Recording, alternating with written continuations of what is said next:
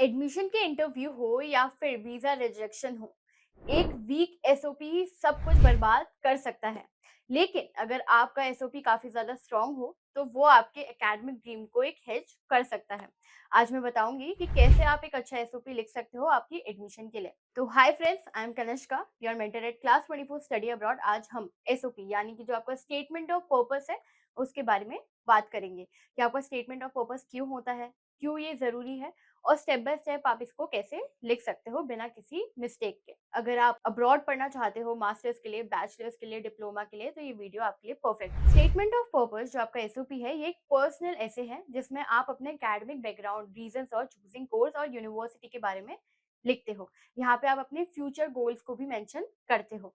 University का admission committee जो है वो आपका एसओपी पढ़ के डिसाइड करते हैं कि आप कितना मोटिवेटेड हो, कितनी आपने प्लानिंग करी है, क्या आप उस प्रोग्राम के लिए फिट हो या नहीं। अब एक अच्छा एसओपी जो होगा वो आपको क्राउड में स्टैंड आउट बनाने में हेल्प करता है। जहाँ पे बहुत सारी एप्लीकेशन होती है, अगर आपका अच्छा एसओपी है तो वो आपको स्टैंड आउट करने में हेल्प करता है। टिपिकल एसओपी जो होता है उसका स्ट्रक्चर जो है उसके बारे में हम बात करते हैं। तो सबसे पहले आपका इंट्रोडक्शन होता है, आपका जो हुक होता है वो बहुत ही ज्यादा स्ट्रांग होना चाहिए।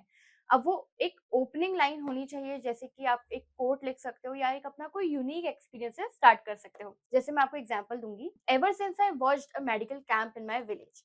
अब ये जो लाइन है ये काफी ज्यादा यूनिक है। अब सेकंड हम बात करेंगे एकेडमिक बैकग्राउंड एंड अचीवमेंट्स के बारे में। 12th अंडर ग्रेजुएट परफॉर्मेंस आप शो करते हो। अब यहाँ पे आप अपना प्रोजेक्ट, रिसर्च और इंटर्नशिप्स के बारे में भी बात करते हो। आपको रिलेवेंट कोर्स के लिए अगर आप जा रहे हो या आपके पास जो भी एक्स्ट्रा सर्टिफिकेट्स हैं वो भी आप शो करते हो। अब यहाँ पे आपको ये भी बताना होगा कि आप ये कोर्स और यूनिवर्सिटी को क्यों चूज कर रहे हो, क्यों आपने इसी सब्जेक्ट में इंटरेस्ट अपना दिखाया उन्हें, यूनिवर्सिटी के क्या फीचर्स आपको अच्छे लगे, उनकी फैकल्टी के बारे में आप थोड़ा सा बताओ, उनके लैब्स के बारे में बताओ, जो भी आपने रिसर्च किया है, आपको जो भी पसंद आया है वो सब मेंशन करना जरूरी है। कैसे यूनिवर्सिटी आपको हेल्प करेगी गोल्स अचीव करने में, ये सारी चीजें भी आपको उन्हें बतानी है। आपके फ्यूचर प्लान्स क्या है, आपके करियर प्लान क्या है, ये भी आप मेंशन कर सकते हो। कैसे ये डिग्री आपके जो गोल्स हैं उसको अचीव करने में हेल्प करेगी, शॉर्ट टर्म हो या फिर लॉन्ग टर्म हो, ये सारी चीजें आपको मेंशन करना है। अब जो मेन इंपॉर्टेंट चीज है वो ये है कि आपकी यूनिक स्ट्रेंथ क्या है, आपकी स्किल्स क्या है, आपकी क्वालिटी क्या है। लीडरशिप हो गया, कम्युनिकेशन हो गया, टीम वर्क हो गया, जो भी चैलेंजेस आपने ओवरकम किए हैं, ये सारी चीजें आप बताते हो। इसको समराइज करके एक अच्छे से मोटिवेशन के तरीके से आप उसमें मेंशन करते हो और एक कॉन्फिडेंट क्लोजिंग नोट भी लिखते हो, जिससे कि आपका जो कंक्लूजन है वो आ जाता है। हर पार्ट जो है वो काफी क्लियर होना चाहिए। पैराग्राफ जो होंगे वो आपके शॉर्ट रखना, जिससे कि वो आपको हेल्पफुल रहेंगे आपके लिए, और फ्लो काफी अच्छा होना चाहिए। थर्ड हम बात करते हैं कि अगर आप कस्टमाइज एसओपी चाहते हो, हर यूनिवर्सिटी का जो एसओपी होता है वो थोड़ा सा डिफरेंट होना चाहिए, जो उनके स्ट्रेंथ को, उनके टारगेट को अच्छे से शो कर सके। अब for example, just don't tell them कि आई ऑर्गेनाइज दिस इवेंट। आप उन्हें अच्छे से बताओ कि I led a health awareness drive in 3 villages and there were 200 people who attended it. तो इस तरीके से जब आप उन्हें बताते हो, ठीक है, तो उन्हें ऐसा लगता है कि आपने काफी अच्छे से उसे एलोबरेट करके लिखा है और काफी अच्छे से आपने उसे शो किया है। अब यहाँ पे जो आपकी ग्रामर एंड लैंग्वेज होती है वो काफी सिंपल होनी चाहिए, काफी क्लियर होनी चाहिए। जो सेंटेंसेस होते हैं उसमें आप कॉम्प्लेक्स स्ट्रक्चर मत डालना, उसे अवॉइड करना, और एआई का यूज बिल्कुल भी नहीं करना है आपको। अब यहाँ पे आपको वर्ड लिमिट का भी ध्यान रखना है और फॉर्मेटिंग का भी ध्यान रखना होगा। यूजुअली जो है वो 800 से 1200 वर्ड्स का ही होना चाहिए। फॉन्ट जो होंगे आपके वो काफी रीडेबल होने चाहिए, प्रॉपर एक स्पेस होनी चाहिए। आप मल्टीपल इसको रिवाइज करो, प्रूफ रीड करवाओ। अगर आपको लगता है कुछ मिस्टेक्स है तो आप अपने काउंसलर्स की भी हेल्प ले सकते हो। अब यहाँ पे जो सबसे मेन चीज है वो ये भी याद रखना कि क्लीशे वर्ड्स मत यूज करना। जैसे कि मैंने अपने चाइल्डहुड में ये चीजें करी, तो ये सारी जो क्लीशे वर्ड्स होते हैं आपको यूज नहीं करने हैं। अब हम बात करेंगे कुछ कॉमन मिस्टेक्स की जो आपको अवॉइड करने हैं एसओपी लिखते टाइम।